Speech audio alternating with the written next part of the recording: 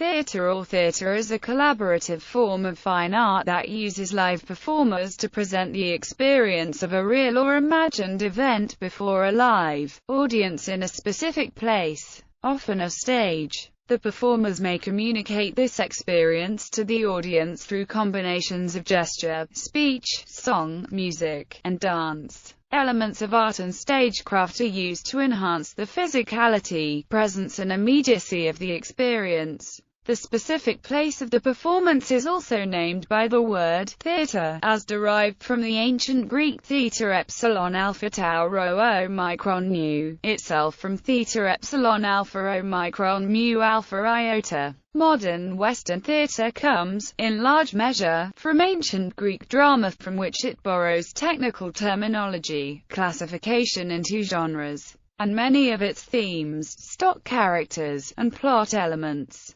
Theatre artist Patrice Pavis defines theatricality, theatrical language, stage writing, and the specificity of theatre as synonymous expressions that differentiate theatre from the other performing arts, literature, and the arts in general. Theatre today, broadly defined, includes performances of plays and musicals. There are connections between theatre and the art forms of ballet, opera and various other forms. History. Classical and Hellenistic Greece. The city-state of Athens is where Western theatre originated. It was a part of a broader culture of theatricality and performance in classical Greece that included festivals, religious rituals, politics, law, athletics and gymnastics, music, poetry, weddings, funerals, and symposia. Participation in the city-state's many festivals, and attendance at the city Dionysia as an audience member in particular, was an important part of citizenship. Civic participation also involved the evaluation of the rhetoric of orators evidenced in performances in the law court or political assembly,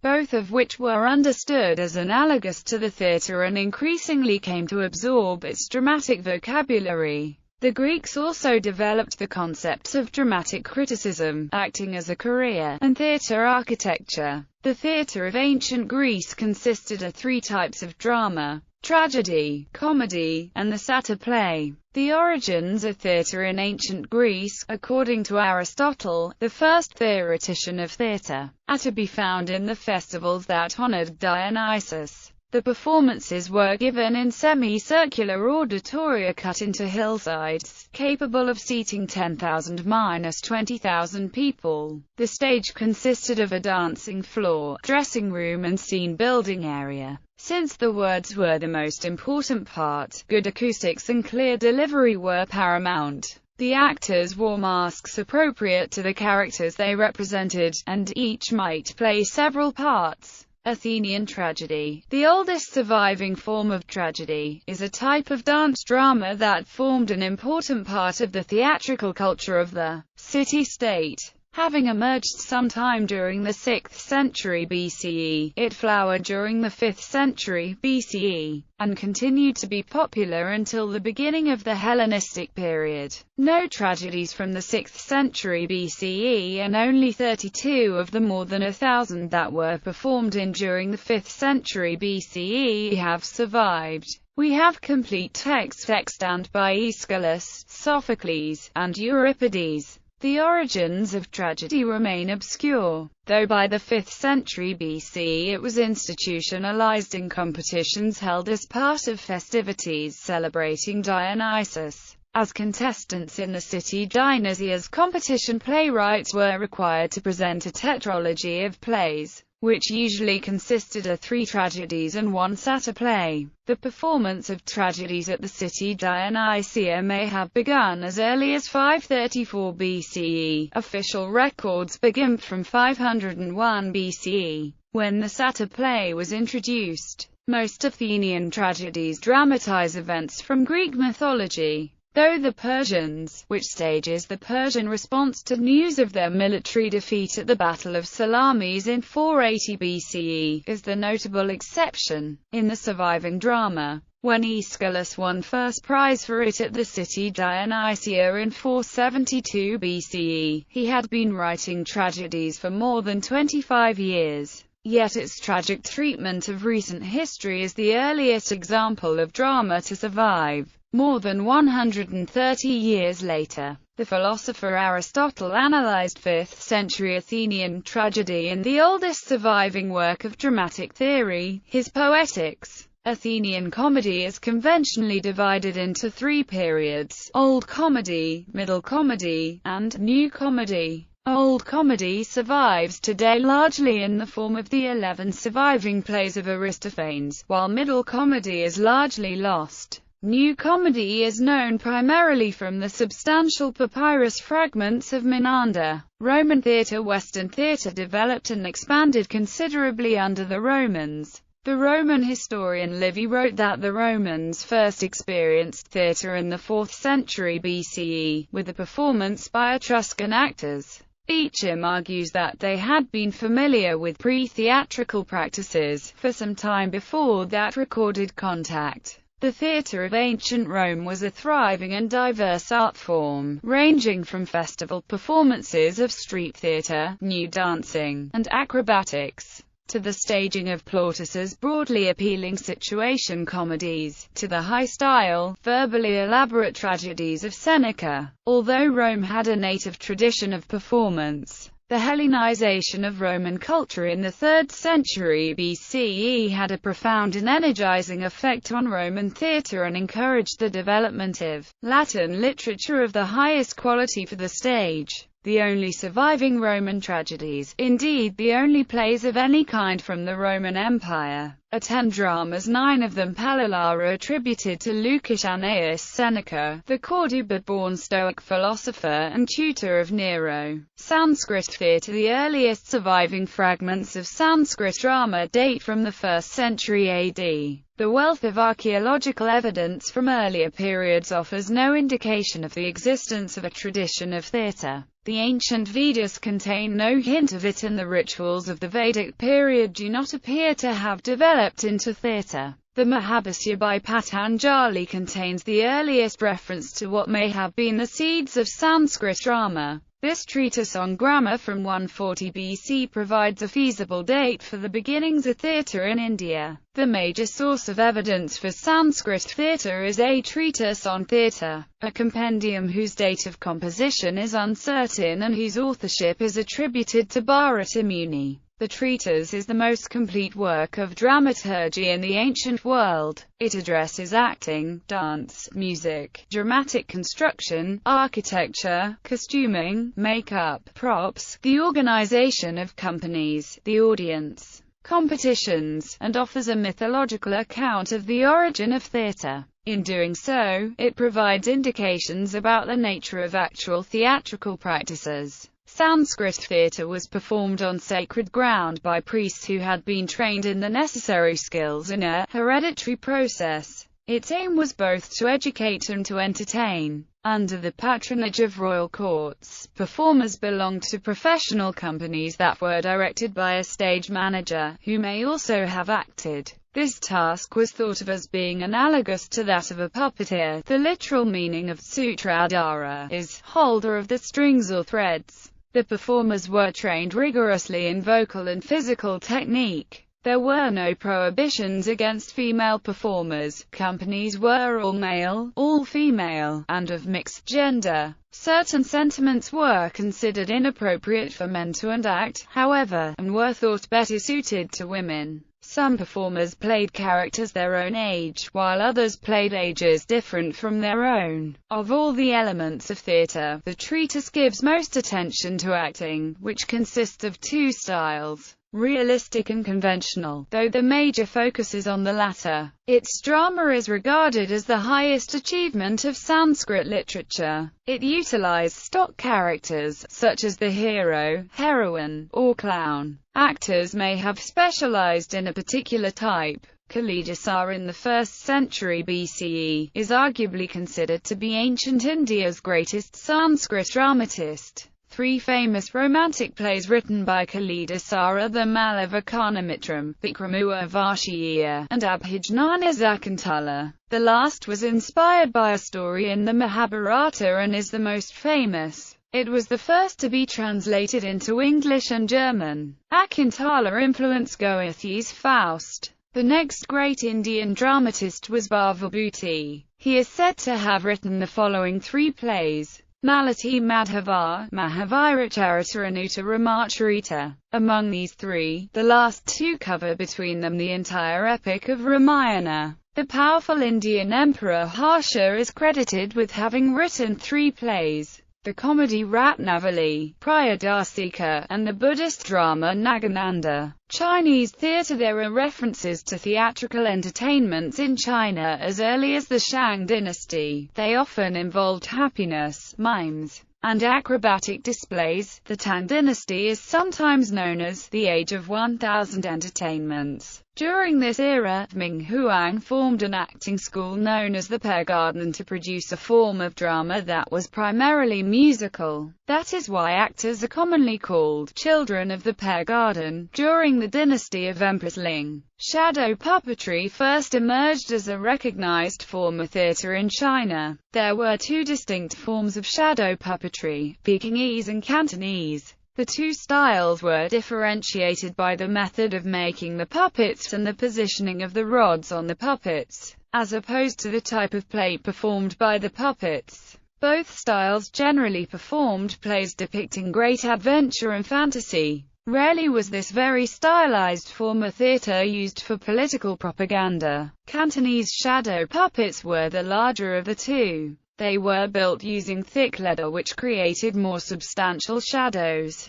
Symbolic color was also very prevalent. A black face represented honesty, a red one bravery. The rods used to control Cantonese puppets were attached perpendicular to the puppets' heads. Thus, they were not seen by the audience when the shadow was created. Pekingese puppets were more delicate and smaller. They were created out of thin, translucent leather. They were painted with vibrant paints. Thus they cast a very colorful shadow. The thin rods which controlled their movements were attached to a leather collar at the neck of the puppet. The rods ran parallel to the bodies of the puppet, then turned at a 90-degree angle to connect to the neck. While these rods were visible when the shadow was cast, they laid outside the shadow of the puppet, thus they did not interfere with the appearance of the figure. The rods attached at the necks to facilitate the use of multiple heads with one body. When the heads were not being used, they were stored in a muslin book or fabric-lined box. The heads were always removed at night. This was in keeping with the old superstition that if left intact, the puppets would come to life at night. Some puppeteers went so far as to store the heads in one book and the bodies in another, to further reduce the possibility of reanimating puppets. Shadow puppetry is said to have reached its highest point of artistic development in the 11th century before becoming a tool of the government. In the Song dynasty, there were many popular plays involving acrobatics and music. These developed in the Yuan dynasty into a more sophisticated form known as zaju, with a 4 or 5 act structure. Yuan drama spread across China and diversified into numerous regional forms, the best known of which is Beijing opera, which is still popular today. Zhangsheng is a certain traditional Chinese comedic performance in the forms of monologue or dialogue. Post-classical theatre in the West. Theatre took on many alternate forms in the West between the 15th and 19th centuries,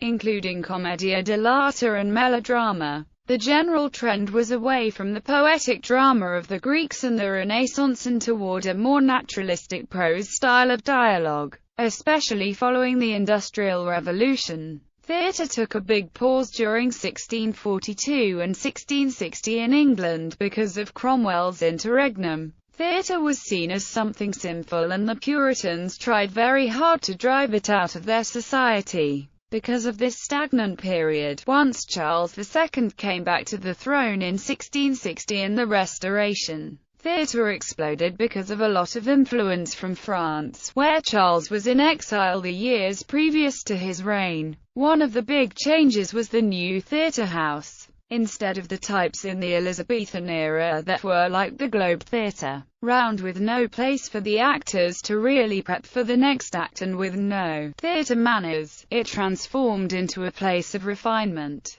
with a stage in front and somewhat stadium seating in front of it. This way, seating was more prioritized because some seats were obviously better than others because the seating was no longer all the way around the stage. The king would have the best seat in the house, the very middle of the theatre, which got the widest view of the stage as well as the best way to see the point of view and vanishing point that the stage was constructed around. Philippe Jacques de Lauderbourg was one of the most influential set designers of the time because of his use of floor space and scenery. Because of the turmoil before this time, there was still some controversy about what should and should not be put on the stage. Jeremy Collier, a preacher, was one of the heads in this movement through his piece A Short View of the Immorality and Profaneness of the English Stage. The beliefs in this paper were mainly held by non-theatre goers and the remainder of the Puritans and very religious of the time. The main question was if seeing something immoral on stage affects behavior in the lives of those who watch it, a controversy that is still playing out today. The 18th century also introduced women to the stage, which was viewed as inappropriate before. These women were looked at as celebrities, but on the other hand, it was still very new and revolutionary that they were on the stage, and Sims said they were unladylike and looked down on. Charles too did not like young men playing the parts of young women, so he asked that women play their own parts. Because women were allowed on the stage, playwrights had more leeway with plot twists like dressing them up as men and narrow escapes of morally sticky situations as forms of comedy. Comedies were full of the young and very much in vogue, with the storyline following their love lives. Commonly a young roguish hero professing his love to the chaste and free-minded heroine near the end of the play. Much like Sheridan's The School for Scandal, many of the comedies were fashioned after the French tradition, mainly Molière, again hailing back to the French influence brought back by the king and the royals after their exile. Molière was one of the top comedic playwrights of the time, revolutionizing the way comedy was written and performed by combining comédie dell'arte, French comedy and satire to create some of the longest-lasting and most influential satiric comedies. Tragedies were similarly victorious in their sense of writing political power, especially poignant because of the recent restoration to the crown. They were also imitations of French tragedy, although the French had a larger distinction between comedy and tragedy, whereas the English fudged the lines occasionally and put some comedic parts in the tragedies. Common forms of non-comedic plays were sentimental comedies as well as something that would later be called tragédie bourgeoise. The tragedy of common life were more popular in England because they applied more to the English sensibilities. While theatre troupes were formerly often travelling, the idea of the national theatre gained support in the 18th century. Inspired by Ludwig Holberg, the major promoter of the idea of the national theatre in Germany, and also of the Sturm und Drang poets, was Abel Seeler, the owner of the Hamburgische Enterprise and the Seeler Theatre Company. Through the 19th century, the popular theatrical forms of Romanticism, melodrama, Victorian burlesque and the well-made plays of Scribe and Sardou gave way to the problem plays of naturalism and realism, the farces of Fido, Wagner's operatic Gesamt Kunstwerk, musical theatre, F.C. Burnand's, S. Gilbert's and Wilde's drawing-room comedies, symbolism, proto-expressionism in the late works of August Strindberg and Henrik Ibsen, and Edwardian musical comedy. These trends continued through the 20th century in the realism of Stanislavski and Lee Strasberg, the political theatre of Erwin Piscator and Bertolt Brecht, the so-called theatre of the absurd of Samuel Beckett and Eugene Ionesco, American and British musicals, the collective creations of companies of actors and directors such as Joan Littlewood's Theatre Workshop, experimental and postmodern theatre of Robert Wilson and Robert Lepage, the post-colonial theatre of August Wilson or Thompson Highway, and Augusto Boal's Theatre of the Oppressed. Eastern theatrical traditions. The first form of Indian theatre was the Sanskrit theatre. It began after the development of Greek and Roman theatre and before the development of theatre in other parts of Asia. It emerged sometime between the 2nd century BC and the 1st century CE and flourished between the 1st century CE and the 10th, which was a period of relative peace in the history of India during which hundreds of plays were written. Japanese forms of kabuki, no, and kyogen developed in the 17th century CE. Theatre in the medieval Islamic world included puppet theatre and live passion plays known as taziyah, where actors reenact episodes from Muslim history. In particular, Shia Islamic plays revolved around the Shaheed of Ali's sons Hassan ibn Ali and Hussein ibn Ali. Secular plays were known as akraja, recorded in medieval adab literature, though they were less common than puppetry and taziyah theatre.